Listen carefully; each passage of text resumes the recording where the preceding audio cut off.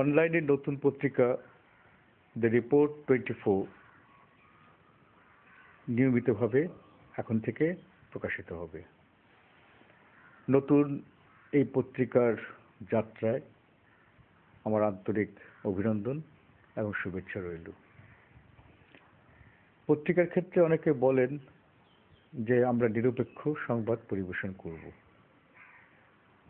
আমার ব্যক্তিগত মত যে নিরপেক্ষ বলে কোনো পক্ষ আসলে নেই, কোনো না কোনো পক্ষকে সমর্থন করতেই হবে।